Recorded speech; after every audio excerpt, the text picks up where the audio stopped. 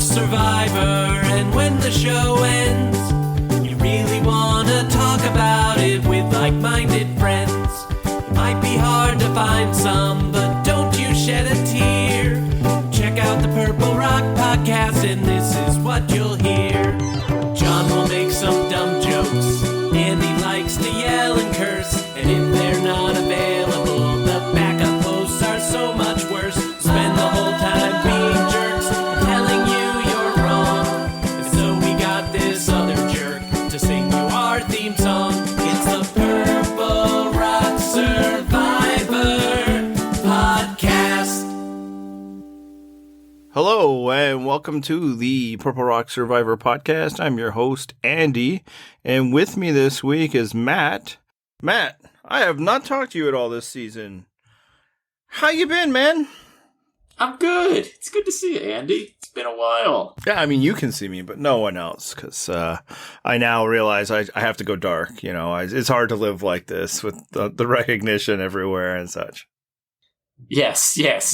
Now that you are, now that you are recognized on the street, you have to lower your profile again.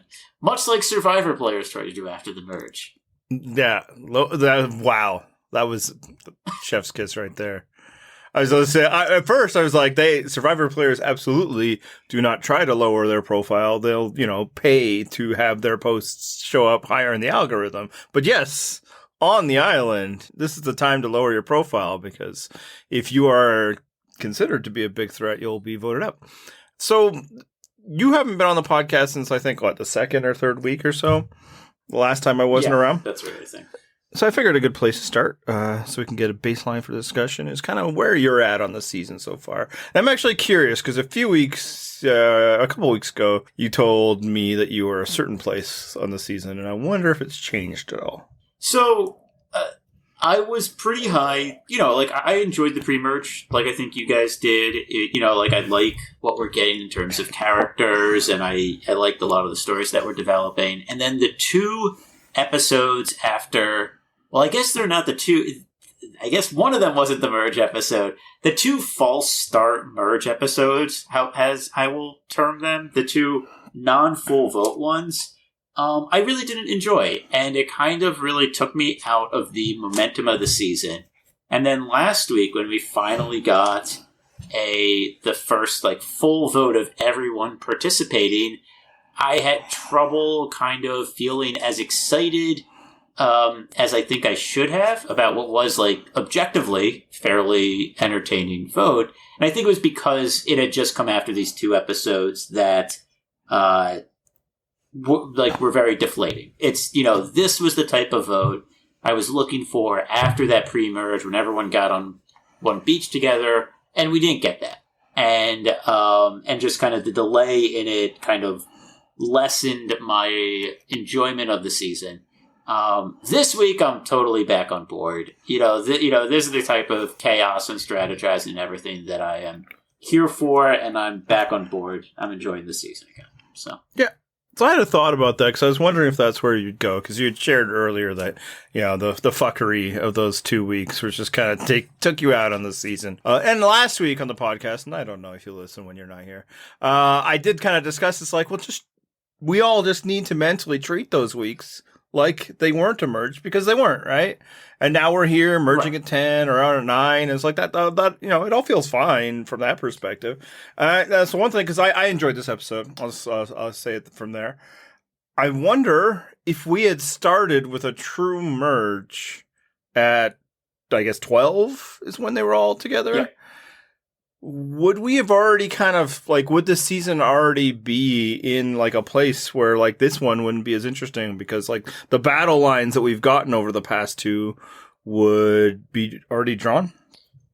I don't think so, and the reason why is this. I think what we've seen from modern Survivor, and when I say modern, I don't just mean post-40, I do mean most of the 30s as well, is that Survivor has become incredibly fluid in a lot of ways. One could almost say the age of alliances are over. Yeah, one could say that. I would never say that, because I feel like I would be ripping off another podcaster if I were to coin such terms. But I mean, look, I mean, like for seasons, everyone's like, oh, this is the new Survivor. It's all about these things or these things. I don't think that this game is one that settles down this quickly. I think it takes longer. I think it takes until nearer to the end to kind of really then have these lines drawn. And yes, maybe there's a boring vote in there, but that's fine. You always get some boring, you get some calm before the storm votes. I think that instead, yes, like you guys said last week, we could have treated this just as, we weren't merged yet. This was like a swap right before the merge.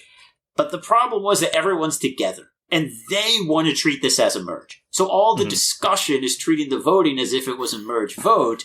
And so then when we don't actually get that, when the people who are strategizing, half of them don't get to vote, that's the tease. That's why it's not a one-to-one comparison of saying, well, we just weren't merged yet. Because we kind of were. The strategy was the merge strategy. We want to see that merge strategy happen, but they're not letting us see that yet.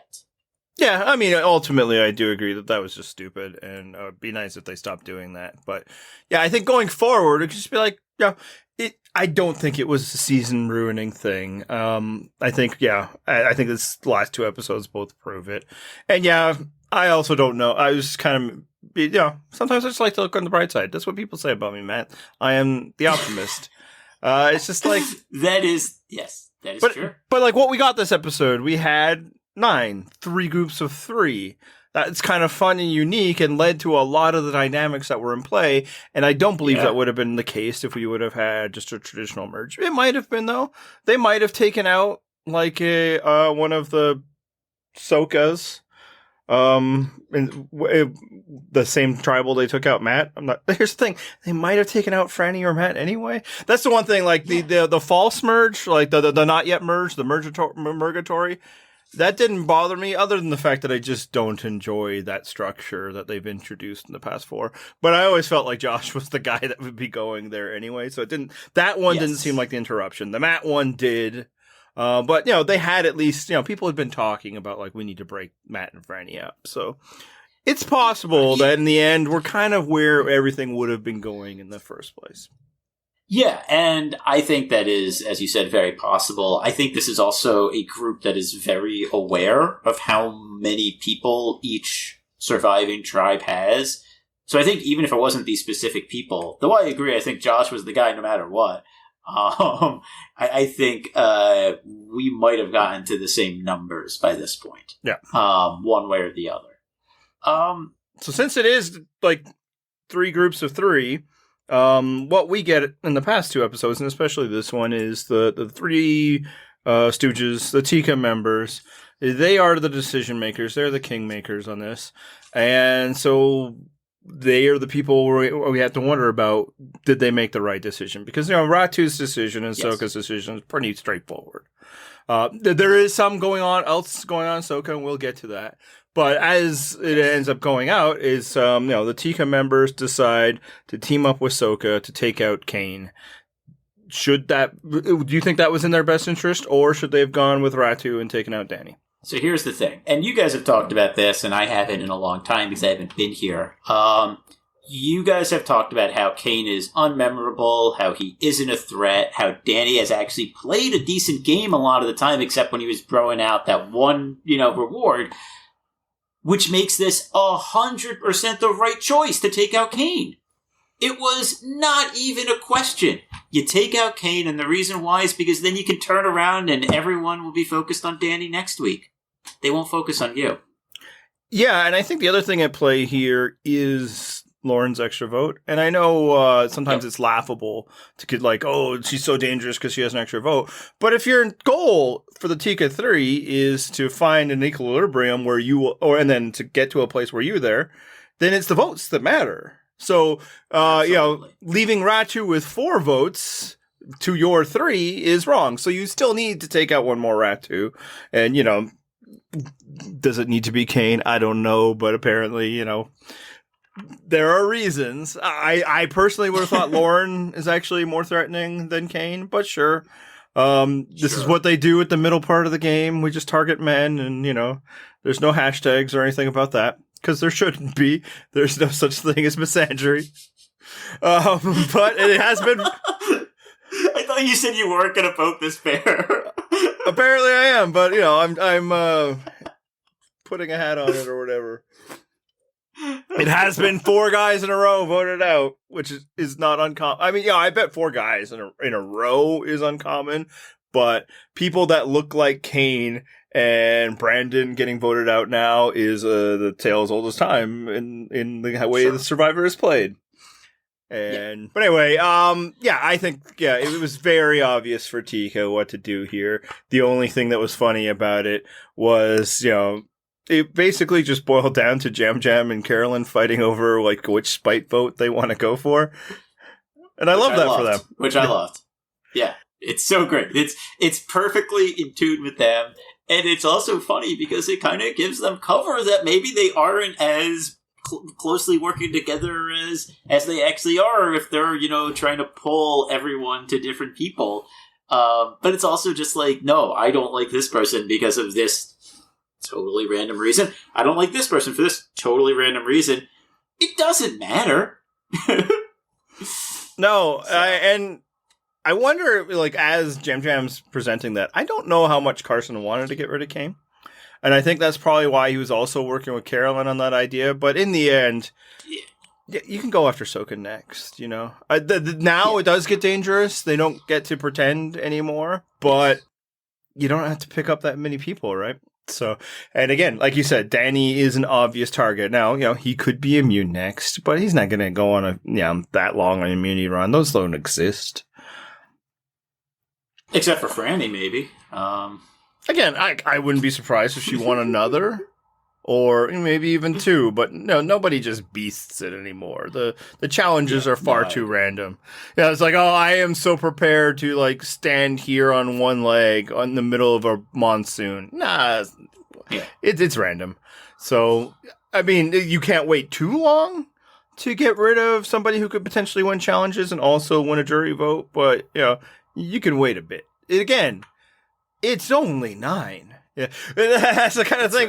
My whole point last week, I wasn't even fully, sure if I agreed with it because, again, I would just prefer Survivor, just like have a merge and let people vote for each other. Novel concept, I'm sure, but again, like 9 is still pretty late, or there's still a lot of time.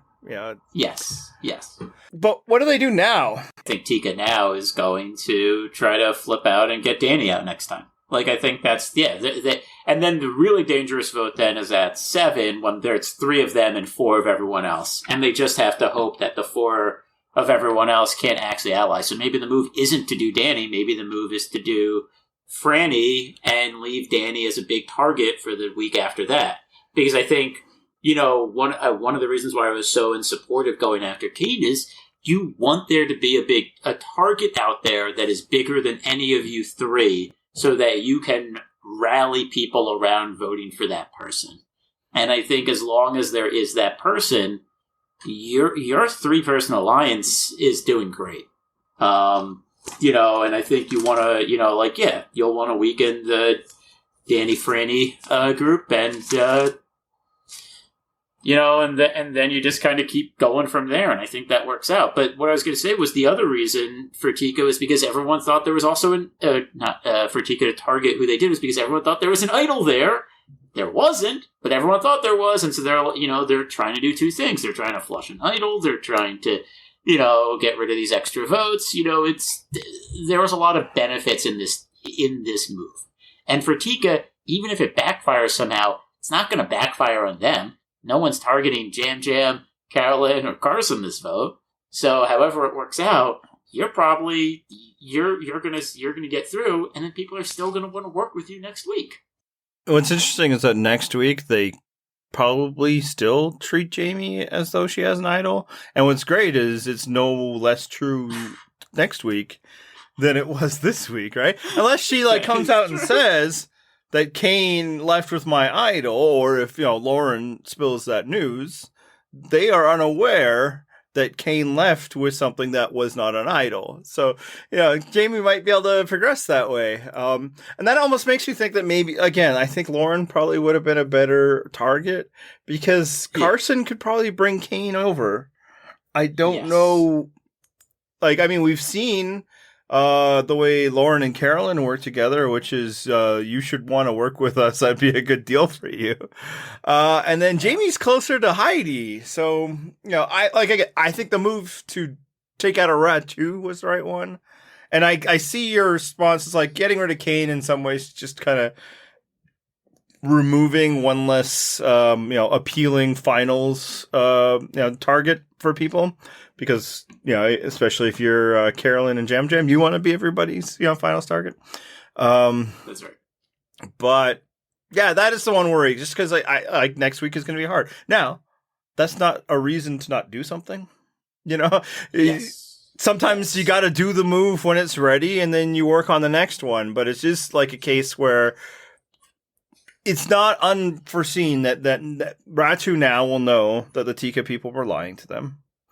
And we know that someone on Soka is getting hip to the game of what the Tika is playing. So it's like the 5 of them could make a move. I don't know that they will. And I think that's your point there. But Danny, though, right? So it's not even inconceivable that the Soka people look to turn on Danny now that it's not a 3-on-3-on-3 situation. Yeah, and I think that's actually one of the reasons why I think this was a good move to target someone on the tribe, but they targeted. You're right; it didn't have to be Kane. I think Kane made sense actually for Caroline and Yam Yam of those 3 because they could see Kane as a threat to their place besides Carson, because Carson could use Kane to then make a further move, which is a lot harder without him. Now, what's great is that, we're spending a lot of time thinking of, the strategic value of Kane versus Lauren, and that we have no evidence that Caroline and Yam Yam were doing that at all. No, not at all. None at all. They tell us quite the opposite. Yam Yam just wants it so he can keep going on this streak of people who wrote his name down, which, hey, man, Lauren wrote your name down, too. Sure, Heidi told her to, but, that she's got to be, one of those 2 have to be next on Yam Yam's hit list. Yeah. And then, when he tries to argue that Yam Yam or that Kane is a big target and a threat, Caroline very wisely points out him. Is he though?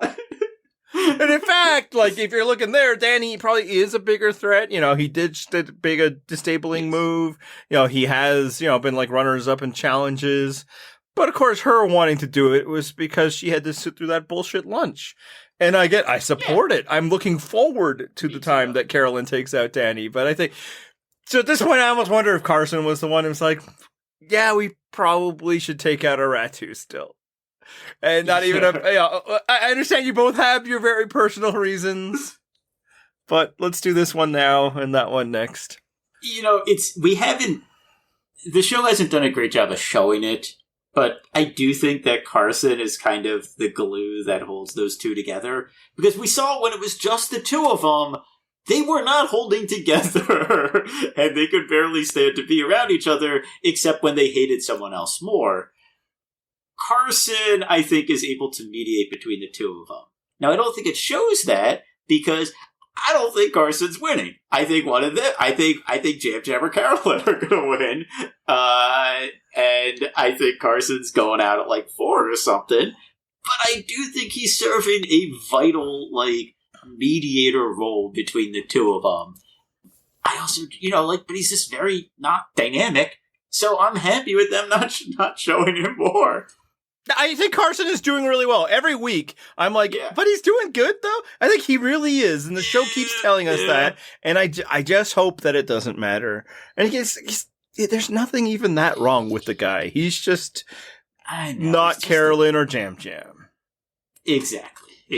Yeah, and I think that that's it. Kind of at the end of the day, I think they are, even though they're jokingly called the Three Stooges, I think they each are kind of smart about the game in their own way. Yeah. It's just that I think they are able to disguise that through either the way they look, the way they act, or whatever else, that it's not necessarily super readily apparent that, like, these are actually three people who are kind of savvy. And yeah, like, it is funny, and we're having fun, and that's the beauty of this season, is that it's fun. That, yeah, Yam Yam and Caroline both would be like, yeah, I'm just doing this because I don't like the guy, or I have my reasons, but they were also legitimate targets and legitimate reasons for it, you know? And so, They were. Yes. So yeah, no, neither Caroline or Yam Yam are dummies, you know, even though they might be the comedic characters of the season. That's why I'm so drawn to Caroline, is that it's like, she does know what's going on, just nobody knows that she knows. Yes. And yeah, and to your point about, like, Carson being the one that holds them together, Jeff Pittman of the True Dark Times pointed this out. This is like the second time, only the second time this season, that Caroline and Yam Yam voted for the same person at Tribal Council. So as much as they're kind of the duo running the game, when it comes down to the most significant element of partnering in Survivor, they have not been voting together. No. And the last time they voted together was for Helen back in the second episode of the season. So yeah, as I was saying, there was some disagreement on Soka and which way they should go. If they should continue the path, go after Ratu, or, you know, Frannie is starting to kind of figure out what's going on with Tika. Who do you think was right in that discussion? Frannie, who thought that they should go after Tika, or Danny, who's like, no, we gotta, you know, use them to get rid of Kane, as it were? I think Danny is right for this vote, but I also think that Frannie bringing it up is really important, because I honestly think that they should go after Tika with this next vote. Like, you know, that should be their goal. The problem is, like, they might not have that opportunity. You know, this might have been the best time to go after Tika, for the same reason that I said Tika was smart to leave Danny out there. Danny's a very appealing target. The Tika people are not appealing targets. Frannie's essentially, you know, saying to get rid of the goats now, so that, you know, people aren't trying to keep them around and bringing them, because they're going to have all the power if we don't, you know, if we keep 3 of them around. If you knock it down to 2, that's a lot less power. And they would probably, and yeah, maybe they wouldn't, but I think the reason why Danny was right this episode was for the reasons we talked about before. They thought there was an idol. They knew there was an extra vote. Those things matter right now when the numbers are so close. Yeah, I think the other thing is, again, Frannie was right to notice it, to worry about it, because it's absolutely what's happening, yes. Right? So it makes her look very prescient. But how are you going after Tika? You do not have the ability to go after Tika. Are you just going to go over to Ratu and be like, hey, we should all team up against them? Ratu would be like, yeah, sure, let's do that. They would not do that. There's no way they would do that. Both sides are too focused on each other right now. Again, even if Ratu's like, you know what, there might be something to it, but no, we're going to vote out one of you instead. Like, the only way, you know, that Soka could effectively do that is if they know the dynamics of the vote split, and so that there's never, like, 3 on them, but that wasn't going to be the case, right? There was 3, even with Tika, you know, jumping ship. And again, because it wasn't 3 on 3 on 3, it was 4 on 3 on 3 with the extra vote. So yeah, it's like, yeah, Frannie, again, very prescient. We'll see if that'll help come into play. I have a feeling that it won't. And, you know, she'll be able to be there. I have a feeling that she's the Cassandra of the season. You know, she sounds the alarm, it isn't heated, and then the Tika 3 are the ones that, you know. And later on, as early as next week, we could be like, Danny, you fool, you should listen. But yeah, just like, that's nice, but there's nothing we could do about it. We truly do need them, this vote, and if they turn on us now, we're screwed. Anyway, but I just don't think there was any way, especially, you know, without group knowledge of Heidi's idol, to turn on Tika right now, because they don't have the votes. So Now, if they do it next week and they like say, Heidi uses her relationship to bring over Jamie, that sort of thing, then that would be very smart. And I think I think you could rally against Carson. He's the kid that's, Yes. I mean, right now he's barely alive, but he's eating. He's had some rice. He did puzzles in a minute or something. And if you've kind of factored out, these guys are playing us for fools, you're going to believe that Carson is the one doing it. Correct. Yeah, Carson's the one who they would target. Despite the previous votes being on Jam Jam, for the past couple weeks, I do think it's Carson is the one that they would target with these votes if they did. But you're right, they didn't have the votes this week. They couldn't trust that the votes would be there this week. But they should absolutely approach the surviving Ratu members next week about such a thing. Yeah, Ratu should now be what Tika was. It should now turn Soka versus right. Tika, and the Ratu 2 members should be hey, offering their services, as a pair or as solo artists. That's right. Yeah. I mean, this should be everyone's like, okay, well, we should keep knocking numbers down until it doesn't work. But yeah, that's what the goal should be right now. Yeah. I don't think that'll be what's happening, particularly because the 2 remaining Ratu people are the least profiled people on the season, right? That's the other thing that kind of when I stopped and thought about it after the fact, I was just hoping it would happen, and I don't really have to worry about it. But it's we didn't know Kane's name not that long ago. That was a complete mistake on my part. Well, I think that was as much you guys. Yeah. No, I just obviously typed it wrong. But yeah, and then Lauren, she certainly had a profile boost, but she's nowhere on the level of the other 6 people. And Jamie, kind of her story, the story that she's been having, kind of ended in some ways this week. Yeah. Although, as I said, she could still represent. Or frankly, is that in her mind, nobody knows that she has an idol, which That's right. Was another thing she was wrong about. She was wrong about 2 things in that statement. They know that she has what everybody believes is an idol, but she's also wrong that she had an idol. Yeah, real quick shout out. That was just amazing by the producers, the way they played that whole. Oh, that was beautiful. Yeah. Yeah. The producers were great this week. I guess editors. Producers have a different role. Yeah. The editors, yeah. But Jam Jam, when he's like, "Can we subtitle this?" and then the subtitle kind of came in, spelling it out as he was saying. It was great. That was really wonderful. So yeah, I mean, it was a very good week for the editors. I was just gonna say, Jamie's story so far has been very amusing to me. Just this, comes into the game, scared out of her mind, plays her shot in the dark the first thing she does. She gets a fake idol and receives this massive confidence boost based upon completely false information. And she's now throwing her weight around and, trying to play this much more aggressive game. And it's all based on a lie. And it's really great. Yeah. It's just, I love this story. I love how every time she's like, I'm willing to do this because I got an idol. And then the producers, will just, after says that, just pop up on the screen, one fake idol. And, and then she gives it away and it goes home with Kane. It's a very amusing story. It's also amusing for me that, the guy who's, I don't know if I've brought this up before, but I always talk it's near impossible to use a fake idol to, give oneself immunity, which is generally often the goal. I'm going to make a fake idol.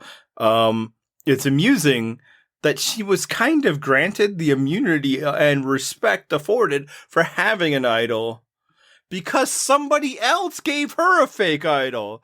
And that's just... And that person wasn't around anymore to refute it. So it's his whole plan is, ha ha ha, I got somebody. But instead, he had deferred the benefits of idol having to somebody else. Because all this maneuvering is well, they might have an idol, And it happens to be also in the hands of somebody who they are otherwise unworried about. They're not concerned about Jamie, right? Because when a target has an idol, now you got to do something, right? That's why they're splitting votes here. That and because they didn't last week. But yeah, Jamie, it's like, well, we want to get rid of the idol, but we don't really care to get rid of Jamie. So it's like almost the perfect situation. No, not the perfect situation would actually be having a real live idol. But the secondary is like she, got like people to treat her as though she was harder to be voted out, which is, of course, what people often want when they devise fake idol schemes for themselves. Those always fall apart. Usually the very simple fact is like, well, let me see it. Well, nobody is asking Jamie for like the verification for the idol, which should be noted they would receive. She has. It's just fake. Yep. Because they don't want her to know that they know that she has an idol, which isn't real. There are layers here. But what's important to all of these layers is that in this season of game-breaking, producer-created idols, just so unfair to the players, just another example of how they are dead set to ruin this show and this game. Every single one of them, producer-created or not, left without being played. That is astounding. It's crazy. One of the funny things is, just to your point, like that the fake idol conferred advantage to the person who they thought had it because people thought it might be real. The same thing was happening to Matt, and the only way it ended for Matt was they realized it was fake. And they realized he didn't have it when he went to tribal council. And the two things combined, they're like, well, we're pretty sure that's fake. Also, he doesn't have his badge. Yes. So let's vote him out. Let's vote him out. So it didn't, provide any cover for him, nor did it, of course, provide any benefit. In fact, that one provided the negative benefit. The whole entire purpose for Danny doing that was to prevent people from knowing that he had an idol. And, of course, it just confirmed instantly that he did. Now, to his credit, he used it, at the earliest opportunity. But, and that my fake idols are bullshit take. I was half-assed when I made it. Really, I was just being, kind of argumentative. It was because people were trying to, it was a whole thing about Christy and Back in Heroes, whatever, 3 H's. Right. And I just said it. And it's been remarkable how right it was. But yeah, no, it's just, it's fantastic that they all left. And the funny thing about fake idols is every time they appear, you wonder, okay, how could I turn a fake idol into something useful? And the thing is, we have seen now multiple iterations of this where people are trying new things with them and they're all failing. Because, it's the entire thing. Like, now I expect the next level to be, if production makes fake idols again, for someone to get the real idol, take the fake idol for themselves, show the fake idol around as if it's a real idol, and then before a tribal council where they know they're going to be targeted, be like, I am playing this idol, the fake idol, before the tribal council to try to get the vote off them and then throw that one in the fire.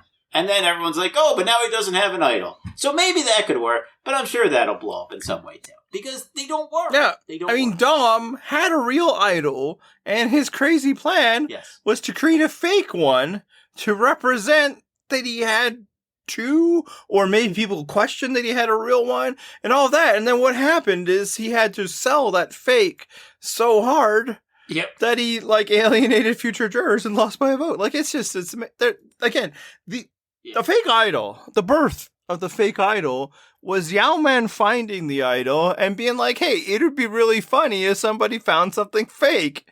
And so he just kind of put some letters on a fucking turtle or something. That's what the fake idol was. Fuckery. And that's where it's been useful. Not even that long ago. Rick Devens, just papered the island of fake idols, and people were finding idols left and right. It was funny. It didn't save him. Having immunity saved him. And the second he didn't, he was gone. But even I could not have imagined a season of 4 fake idols. 3 of them leave the game, and 1 just, was never used for its fake purpose. I guess it also left the game if Brandon was still hanging on to it. So they all, again, nobody even played it. 1 person was literally voted out with it in their pocket. 1 was voted out with the bag back at camp, and 1 saw it get voted out and may have only learned that it was fake when she started watching Survivor this year. 1 can only hope. I mean, actually, no. I mean, that would be hilarious for us, but it makes really fucking mean if, like, her cast members had never told her. Only one of them knew. No, Matthew told Kane, Carson. Carson knew at the time. He was just not sharing. So, true. And then the others knew that there was fake idols, and although again that wasn't the producer one. The producer one, no, it wasn't. Was the one Brandon told everybody about. So, yeah. And that's the other thing at this. It's completely unfair that production is making fake idols, which is an understandable take. The only one that truly fooled people was the one that was made by Matthew. It wasn't even made by a producer, yeah. So. Oh, God. Hey, well, why did they use Lauren's extra vote here? Like, this isn't a big thing, but it's like, if they split 3-3-3, they still win. No, because Lauren's extra vote would make it 4-3-3. Right, but who cares? So you have 3 on Heidi, 3 on Danny. 4 is more than 2 people with 3. I understand 4 is a higher number than 3. What I'm saying is if it's 3-3-3-3, there is no extra vote played. Okay? Even if Heidi plays an idol. Now it's 3-3, and it's a revote. Danny can't vote. Kane can't vote. But all of the previous votes for Heidi go to Danny on the revote. And you still win. Why would they go to Danny? Because Why wouldn't they go to... They previously voted for Heidi. No, because... But those votes were taken away. So everybody who voted for Heidi now votes for Danny. Because you right, on the revote. You're thinking that a successful vote split, which is the only thing you're planning for. Right, okay. You're not planning that just in case Tika, goes the other. Like, you don't need to have 4 votes on anyone, is what I'm saying. Because if 3 votes aren't good enough to win, I think that is the reason. They're planning if Tika does the 3-3-3, but with the other tribe, that with Soka, they're planning for if there's a 3-3-3 where Soka puts 3 on Jamie and Tika puts 3 on Kane, then your 4 votes would win. Your 4 votes prevent them from going 3-3-3. So you're saying the 3 way. Tika members jump ship and do a vote split with Soka? Which is what they did. No. So Ratu, when they're making their plan, they're planning 3 people are going to vote for Danny and 3 people are going to vote for Heidi. And then we're going to use an extra vote to put an extra vote on Danny. Okay. And then in this assumption, 3 Soka votes are going to one of you. Right, but what I'm saying is that if you use the extra vote, it's a way to protect against the 3-3-3 split assumes that Tika's with you. Right, but so does a 4-3-3 split. No. If you put all your 4 votes onto one person, which they didn't do, which is what I'm saying that I think the plan was, but they didn't. But that's what I assume the thinking was behind 4-3-3, behind the extra vote here, is that everyone knows Tika's going to go one way or the other. They're either going to vote with Soka or they're going to vote with Ratu. They're both discussing plans that are essentially 3-3-3 splits. Now, that's actually not what happened. What they ended up doing was they ended up putting 5 votes on Kane. So they actually left themselves open to an idol, Kane play an idol for himself, or someone play an idol on Kane, and then Heidi would have gone home. But if you're thinking about it as if, look, Tika has their 3 votes. The way this is going to happen is the Ratu 3 are going to vote for one person, let's say Kane. The Soka 3 are going to vote for one person, let's say Heidi. and then the Tika 3 are going to vote for one person, and that may either be with us or with them. But either way, if it's 3-3-3, then that fourth vote would carry the day. Not if the person the fourth vote is on plays an idol. Right, that is true. Yeah. Which is, I think, why they put it on. Wait, that is true. Yes. So it's kind of like, yeah. I guess my thing is like, and again, maybe that's it, right? Like for me, it's just like, are you just trying to save the trouble of revoting? You know, it's like, oh, our preferred is Danny, so hopefully him, and if not, we're protected with these 3 votes to Heidi. But yeah, if you're trying to plan against a defection from Tika, I think you're fucked. I think it's something you can't really plan for. Because, yeah, it's like, oh, well, if they split their vote, what if they don't split their vote? What if they just put 6 votes on one of you?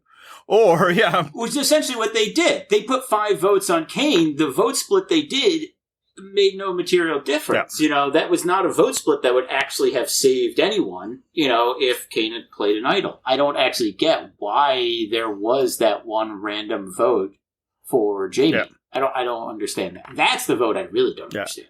And the only other way I could think of it is just kind of like when drawing up the plan with Tika and to show that they will be equal partners, we will no longer have an extra vote. We'll play it tonight.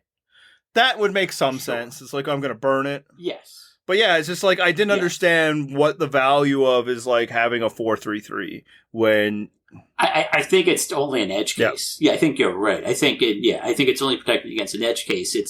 It's worrying about the 1% instead of the 90%. Which, like, again, the extra vote is rarely applicable, so I understand, like, if there is some value, might as well use it.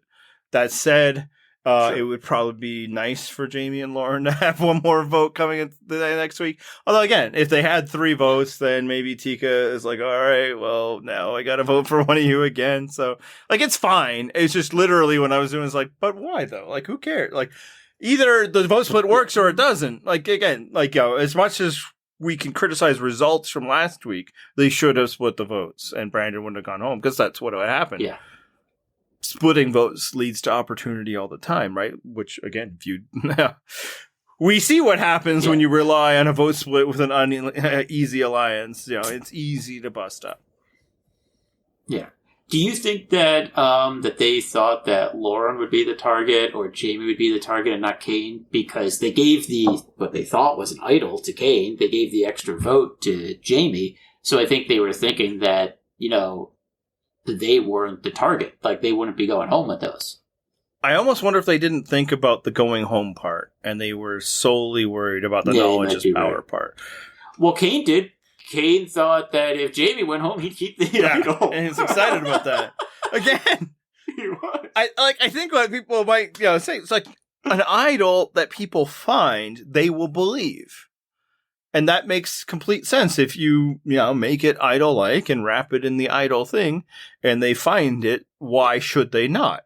Which is, of course, why it felt so unfair that the producers were just, goosing the system. And my point is, How is that any different than any other fake idol wrapped in the parchment that says this thing you find is an idol?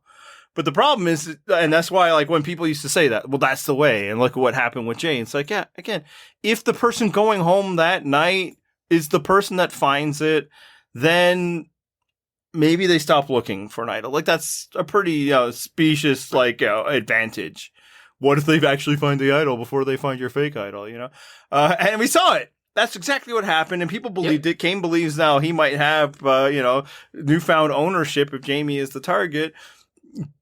The person who said all this emotion is long gone. So it's like some possible, again, unless you're getting like everybody on the island to start finding these fake idols so it'll pay off. I could see Tony doing that. It's just, just do other things. There's enough on Survivor. You don't need this arts and crafts. I think that's probably it. Like, as we see, seems to be, we're worried that somebody will steal it. This is a knowledge is power, counter move. And it's kind of made me think about the legacy of the knowledge is power advantage. Because by all indications, we're not going to have it this season. It'd be weird if they introduced it now, I think. I feel like every other one were introduced before now. Even like James's second attempt at it after Yeah. Gino, that's not his name anyway. Gio had it first, and then they re-entered the game with James. So I doubt they would introduce it now, because I believe it has like a final 6 expiration date as well. Right. I was just thinking that when that was introduced, it was another reactionary sky is falling thing, much like the fake idols made by producers here. Mm-hmm. Much like there's a lot of those, right? And that's not what happened, of course. It's never paid off for any of them. And instead, what's happened is it's just a way of, like, things backfiring on people. And this, again, tonight. Not even having the knowledge is power. People are, like, handing stuff over. We saw last season, that's how Jesse gets an idol handed to him at the, like, last second. Yep. So it is weird how these things that people, like, immediately assume are going to destroy the game, which I think it is important to think about the ways that they can wreck the game. I question sometimes that the producers think about it that way, and never do. It's not like, what wrecks the game is friggin' hourglasses and stuff like that, but all these other things, it's just, it becomes another counter move, and it's almost interesting in some ways, in the ways that, like, idol moves and counter moves, and then has become, because I do think it was kind of interesting, and it would have been, like, hilarious. It already is funny. Jamie thinks her fake idol is gone and she's in trouble now. All because of the knowledge is power. I don't even know if I have a question in there, but if you have reactions, this is your time to talk. All I'll say is we have a commenter on the website who recaps Jeff Probst's podcast. And he actually talks about the hourglass and twists that didn't work this week, apparently, on his podcast. And he basically says, like, yes, like, we normally try to poke holes in our new ideas. And we did it with that one, and it teaches us again that we should really focus on doing that, because that was a really bad one. So all I really have to add is there won't be an hourglass in the future. Yeah, but he knows that was a fuck up. But yeah, with that knowledge is power, now how it does kind of interesting things to the players' brains, and I do like, this is why I am not as reactionary, why I'm willing to let's see how things go. It's because I believe that the show does need to challenge the players in new ways. Yeah. Because this, like, why are we pretending otherwise? I don't get it when fans in other arenas pretend like we need this pure game. We solved that. All of us. Congratulations, Survivor fans. We sit around we're fucking doing it now. You and I don't even love the show the same way that the people who are on it right now do. But we've been doing this for, like, ever. We had talked it all through the previous permutations. Yeah. Idols had been, nerfed and defeated. And so I can understand where it's like, well, we need to have the next level. And Idol Nullifier sucked. But this knowledge is power, and look what it's doing. For one, it's never actually robbed the game of any power. It was, oh my god, this is the most powerful advantage ever. Nope. It's only ever backfired in hilarious ways. And now it's just another counter move. The counter move was figured out the very first time it ever came into play. It was that simple to outsmart. And again, we had it this season too. Everybody was convinced that the advantage Claire had, which was that the legacy advantage? Yeah. That was the legacy. Oh my god, this is going to break the game. Of course, they're going to play it at the Surrey Final 6 Tribal, and they're going to get every advantage in the history of Survivor.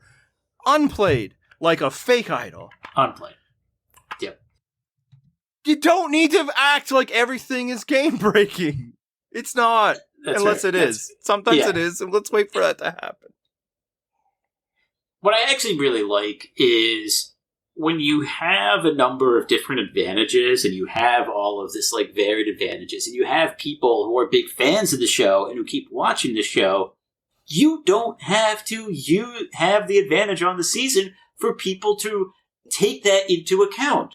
Which actually makes it really interesting, because that means that you shouldn't. You don't have to use as many advantages to get the reactions. You don't have to, flood the island with every different type of advantage. Use a couple different ones. People might assume there are ones they're not seeing out there. They'll react, and then the next season use different ones from that. Mm-hmm. And if you just keep changing it up like that, you don't have to use every advantage type every season. And then people will keep reacting, though, because they know what's out there, because you are now casting for people who have a meta knowledge of this game. it makes it very interesting. Yes. I think this week, people reacting to a non-existent advantage And a non-existing idol. and a non-existent idol was really interesting. It added juice to this episode, which was a very good episode, and look, I want to talk about one more reason this was a very good episode. And this was about another quote-unquote twist, which is very much not a twist, which is the whole rice negotiation. And, I've seen people decrying it, saying that it's boring, saying that it's dumb, that it's not a negotiation. I don't actually care about any of that. They're right. It's not, it is kind of dumb.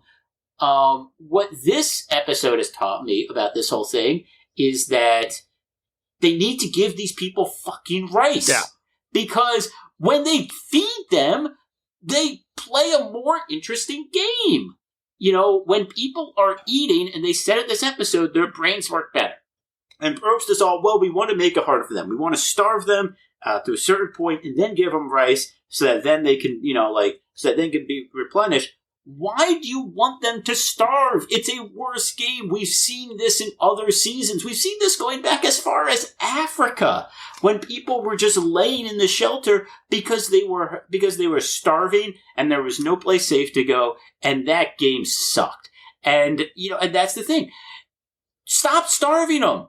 Give them just a little bit more food. Give them a little bit of rice so that they actually can use their freaking brain and make the show that you're producing more interesting. You don't have to goose it every week with something different if people are trying to make moves because they can think out there. Yeah. That's my rant. I do think, and I've thought this since 41 started, they have not found the proper equilibrium. Obviously, this is born of the fact that they have eliminated a bunch of days, and they still need... Yes. It has to be a hard show, right? Like, it's been baked into the DNA of the show that, like, they starve, right? Not to the level they are now, but that's always been the thing. And I think they need to give them something, but, like, say they gave them rice just right from the start. They would still be starving, right? And, like, they would still feel like a euphoric bump if they did this. They're suddenly now given an infusion of food that they did not previously have. It would just be going from the base level of rice to something else, right? So I do think, like, that's what they're looking for, and what they've always looked for around this part of the game. This is when they used to just let them bid on food, right? Or when they would traditionally do a bunch of challenges where Jeff Probst would tempt them to quit. All of those things are gone now, and this is kind of what's come up. And obviously, if you are the type of Survivor fan who hates when the show has changed at all, you will say both of those ways were better. Now, I feel like if you're that kind of Survivor fan, I probably scared you off years ago. Yeah. They might have been, though, but we also know the auction was broken a long time ago. And I don't see it getting unbroken, given that, as you stated, we are now fully casting for people who are deeply aware of the meta of this game. In fact, more than anything, more than what the producers are doing, and I agree with the take that you've also mentioned, like, they don't need as much. I agree with that completely. They're flooding the zone, in part because so many things, like, just fail in the ways that I just discussed, that I'm guessing in their mind, in order to have something move the chains, we have to have just a bunch, right? Because most go unplayed or played incorrectly. A counter is like, you need some stuff, and you need to keep them on their toes. You need to get them to think in different ways. Because, again, people know the full meta of this game in ways that wasn't the case. For like 30 years in the show, that was not the case. You would be like 3 people on the show know that.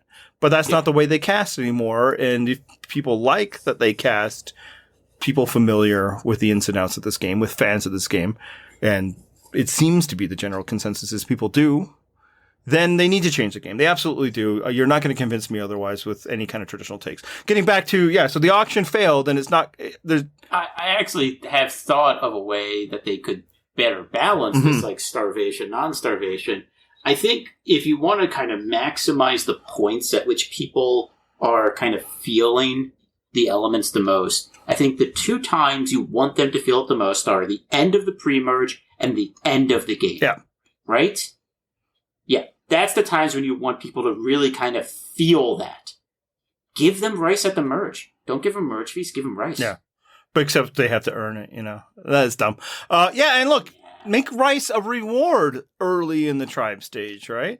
And you're going to take away their flint, so it's going to be harder for them. So, again, I still think there's ways to set up deprivation. Deprivation is essential to this show, not just because this isn't Big Brother. It's been that way since the beginning.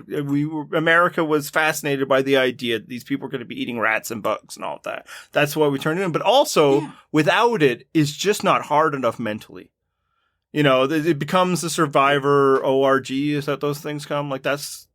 We need people to not be at their maximum thinking capacity, so it's more impressive when they do, and also so that they make emotional decisions, and that plays on television. Big Brother forces this by waking them up in the middle of the night for interviews and stuff. It's literally just sleep deprived meatheads. It's torture tactics that way. Survivor does it through deprivation. So some deprivation needs to happen, but the balance is out of whack. They need to give them some, so that it doesn't take this now. And again, people why don't we just go back to the challenges where Jeff would, tempt people to come down?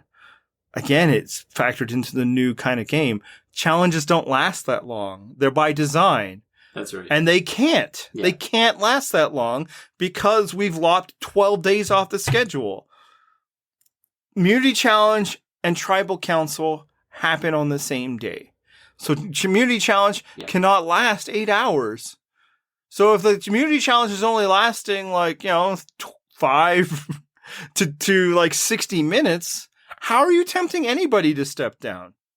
I mean, you'll get some people just not doing it, right? If only people got food this time, if they quit before it started, there would have been people quitting because it was a miserable rainy day, and there were some people that just couldn't do it.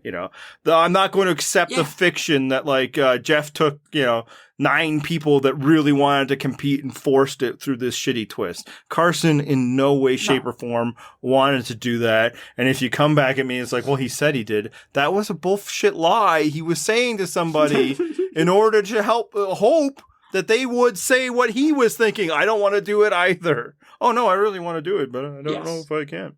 So, that's what's going on. There is no auction, so that was an easy food. That's why the auction existed. It was because they knew people were starving, and they were too low energy to compete and to do interesting stuff. So it's we need a method to give them stuff. But that's not the way that the show works. It's supposed, so it's they bid on it, they want it. But again, Shireen destroyed it. And I just don't see it. And look, I've had ideas like everybody else has. How do you restore the auction? And the only way you can fully do it is just completely shattering kind of the reality of it and just flat out saying over and over to the people, no, there's nothing but food. There's nothing but food. But I don't even know if that would be interesting to a TV. Again, they would cut that part out for the TV. I don't think. But now that the TV viewer has been conditioned that there are now stakes in the auction besides literal stakes, I don't know how you go back to that. That imagine if there's an auction at the end, the big thing, the big reveal was a stake. We'd be that's it. Yeah, because again, they're there's not going to be any rewards. There's not going to be any advantages. People are still going to hold out for letters from home or some shit. There needs to be some kind of emotional, climax to this sort of thing. And there was not long into the history of the auction. It just usually was family related. You can't bring it back. So again, that's what's happening here is this is the time in Survivor. They've always had some easy injection of calories. And because they've made the wrong decision to not provide any calories, it's this. And now it's it's not even it's not a negotiation, and that's terrible. At the very least, I would have been nice to see somebody be when he said it's got to be 4, it's 3 is a third, Jeffrey. Are we here to negotiate or not? Because my parchment said we're here to negotiate. And then he can pull his bullshit. I would have loved if someone said that. Yeah. Yeah. I'm understanding of all the complaints, but I also kind of understand what's going on. What that is, I think they need to come up with something, like another way of injecting food into it. And again, probably start, like, as you say, I think the merge with some more non-perishable food, that would be a good way to go. Maybe some kind of challenge-based thing. I mean, you're already not really merging them, so maybe if enough people achieve this level, I don't know. What if the negotiation was with Angelina every year? What if they brought back Angelina and Jeff Probst said, okay, you're going to negotiate for food, but not with me, with Angelina. Yeah. And I also wonder if past negotiations, and again, fans who like know deeply the meta and even like, you know, the meta that's not shown on television makes it hard for them to just give food at the beginning of the game while still having deprivation. Because I mean, before Angelina was negotiating, we had heard that like teams had run out of food before, and they're like, well, they're not going to let you starve. Like that Tyson used to be like, just eat it all and you'll get more later. So it's like, yeah, maybe that's why they can't just give them some, because it's like these fuckers will just eat it all. But maybe you do that, right? You do it one season, and some fuckers eat it all, and you say, tough luck, and then they'll start negotiating. What if we give you our tarp? What if it's like, this isn't a negotiation. We already know that people can go this far without it. You decided not to. Because, like, they ate a lot of rice in this episode, right? Like, those were not small portions. And I gotta say, that's the right move. Eat it all now. Whatever. You've been starving for 2 weeks. Eat today and then starve again for 2 weeks. Also, you might not be around. Yeah. And, of course, the age of alliances are over. So what do you need to, you know, spare your portions for others? Hey, I've been talking around this for the entire season. Not the entire season. It probably took me a few episodes to come around. And I think there's been some debate and comments, healthy debate, understandable debate, internal debate I've had for myself. But after this episode, and I think I'm going to frame it like a question, but I'm pretty confident. I already know your response because I read your Twitter. Am I crazy to think that Caroline is going to win this season? I'm not, right? No, you're not. You are completely not crazy. And in fact, there was, you know, a segment this week that was basically everyone talking. I mean, yeah, like, it was a big segment, and it was basically like, oh, hey, Caroline's doing great. Also, here's her backstory. Also, this. Also, let's get a shot of her climbing that rock that killed Matthew earlier this season, and she's higher up than Jam Jam, so, you know, she might finish a couple of votes ahead of him at the end. You know, is that what I think is going to happen? Actually, kind of. But, I mean, yeah, like, I really think they're going 1-2. Yeah. I think they're going to be at the end, and they're going to be fighting out for each other. Like, yeah, like, I do. That was the Earl Cole winner shot, was it not? Like, I'm not crazy, right? Very cool winner shot. Yeah. I understand the skepticism of those who have expressed it in comments. Like, how, because the thing we know that is happening, at least up until this episode, is nobody thinks highly of the game Caroline's playing or her opinions within it or believing that she has the level of awareness within it that she does. Now, this episode started to turn that around, right?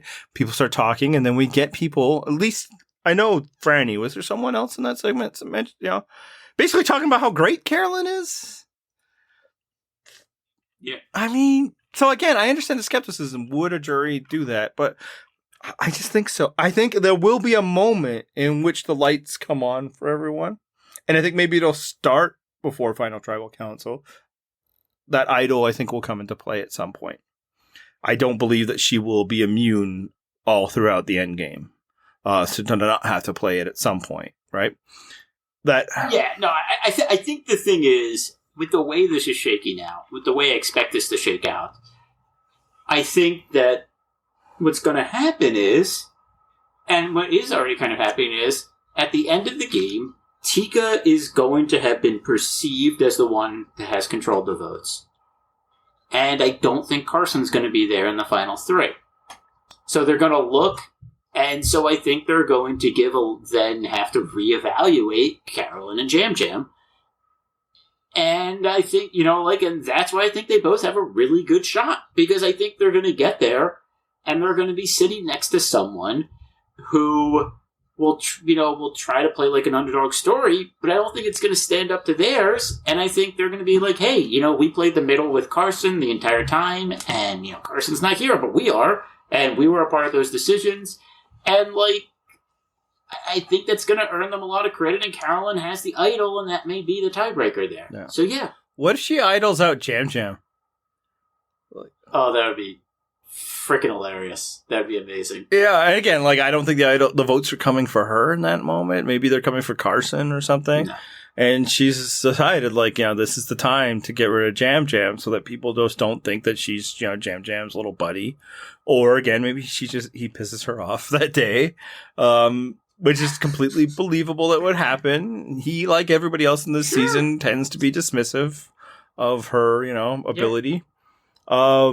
And that could be the story too. It's just, I think she's winning. I just do.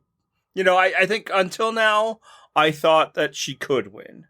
But after this episode, yes. I think Caroline is the winner of this season. And, again, I understand the skepticism. People don't have to join me there, although I suspect there are more now.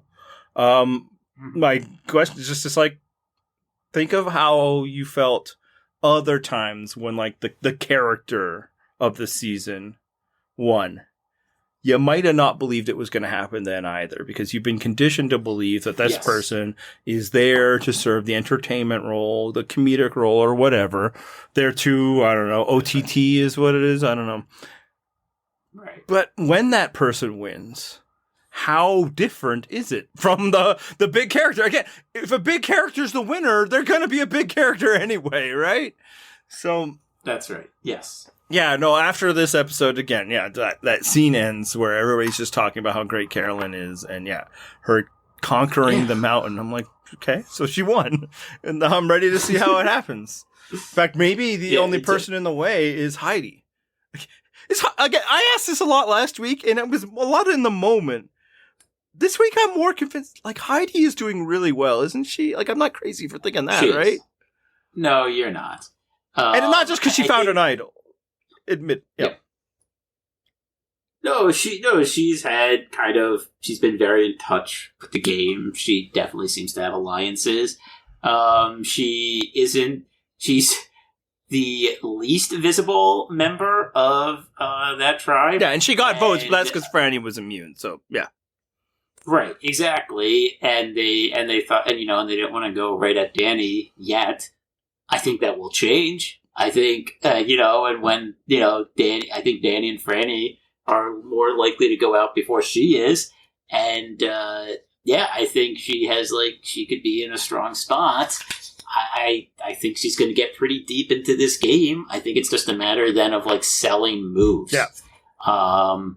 And in a way, I feel it might be harder for her to sell moves because she's selling them in the shadow of two people that I think other people in the game have a lot of respect for in Danny and Frannie, whereas Caroline would be selling moves in the shadow of two people that other people in the game, I think, aren't as frightened of in Yam Yam and Carson. I think there actually people do like Carson and maybe respect him a bit, but I don't think it's on the same level as those other two. So I think there's like a smaller shadow to kind of climb out of. I think Heidi's someone who could get to the end and everyone's like, oh, but Danny did everything you did. And I don't think it'd be true, but I think they could say that to her. And I think they more readily believe it. Yeah. But I don't think Heidi is as low profile as, like, for instance, her earlier edit suggested. And I think a lot of the edit was simply because Soka was winning, and thus there was fewer story time to give to them. And, Danny is barrel rolling through the jungle, and, Frannie and Matt are the most adorable, showmans of all time. Like, there's just not any time left over that, right? Yeah. But yeah, like, she is, she took charge in the non-negotiation for Rice. We see her smartly say, I have an idol, I'm not telling anyone. Gold star. Yeah. Love it. Love it. More of that. Yeah. She's speaking up at tribal council. Like, again, I think she's, present and doing stuff. She is. I don't think she's going to win. to be clear. No, I don't think so either. But yeah, like there was a strong tenor of like, now we see Heidi and she's not even, no, I think she's actually doing really well. And it just, might not matter. I honestly think that, I think, we were just praising the Tika people. I think the Ratu 3 are also playing pretty decently. I just think that based on the way they're being edited, I don't think they're going to win. Yeah.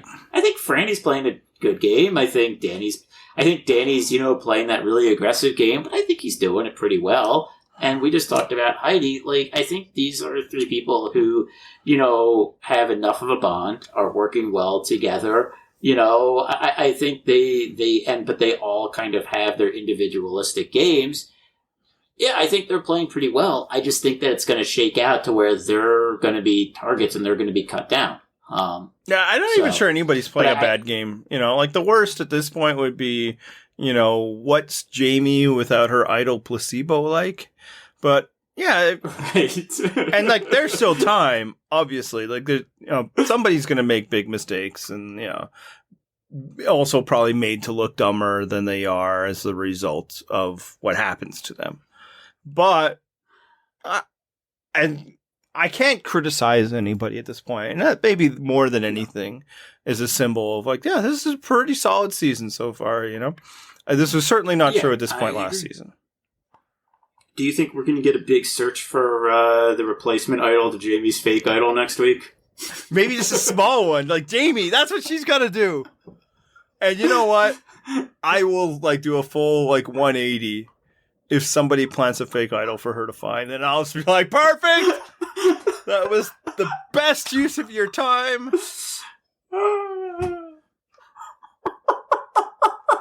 I don't know who that would be because nobody's aware. It would have to be Lauren, I guess. Unless, again, maybe the Tikas were informed, but I don't know why you would. But again, maybe they were. Why they're informed that I don't know.